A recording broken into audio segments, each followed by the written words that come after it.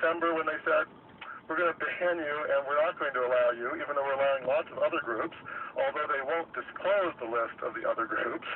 But and their claim was that they had passed a resolution in 2008 saying that intelligent design shouldn't be pushed into public school science classrooms.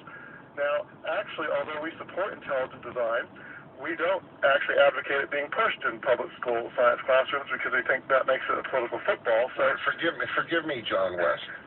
What does that have to do with whether or not it's allowed at the General Conference of the United Methodist Church? Well, suddenly, these people whose slogan, which I actually did mention, is open hearts, open minds, open doors, decided that they have to impose doctrinal orthodoxy, not on anything else, apparently, from what we were hearing about who they allow at the meeting, but on the issue of intelligent design. And so they cited this resolution as somehow making it impossible for them to have, which was nonsense. The resolution didn't say that. It was passed several years ago. We don't even violate the resolution. We tried to appeal it, but that was hard because they wouldn't disclose who actually made the decision.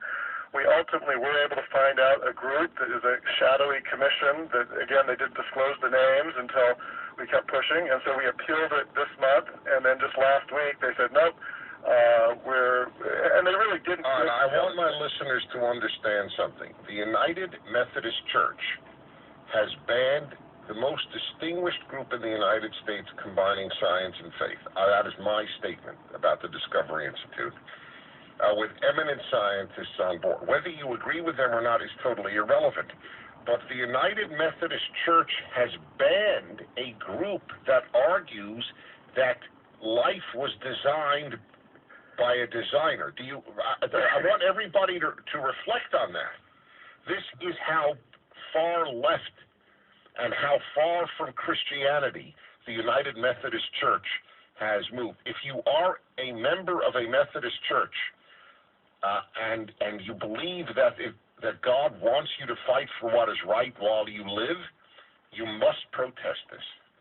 And we've made it easy to do. If people go to discovery.org/UMC, discovery.org/UMC, we actually give the names of the officials, and you can just click and actually send an easy email to all of them. And so it's very easy to contact. And we have dug up the people who actually made the decision. And it is outlandish, as you've said, how they could be opposed to this. And all this was an information table, one of dozens and dozens of other groups.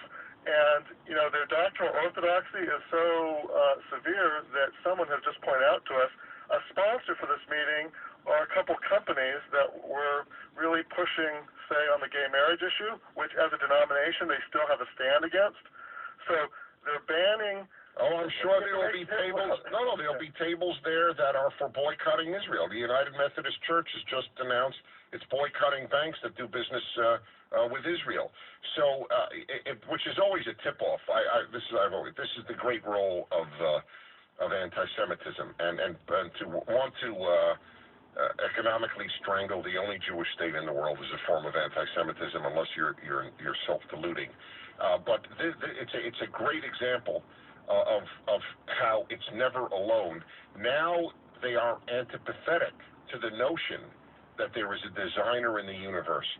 The Discovery Institute, largely populated by Christians, can't exhibit at their general conference.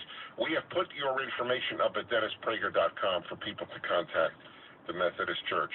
Anyway, John, you have an ally in me. Thank you, Dennis. You're very welcome. Thank you. Just history, indeed, even American history, that a group advocating scientific arguments for a designer cannot even give out its literature at a general conference of the United Methodist Church.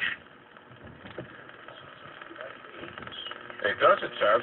No, you know what? I wouldn't be surprised if you paid the entrance fee that at an atheist convention they would probably allow. I think that the atheists might be more open-minded than the United Methodist Church.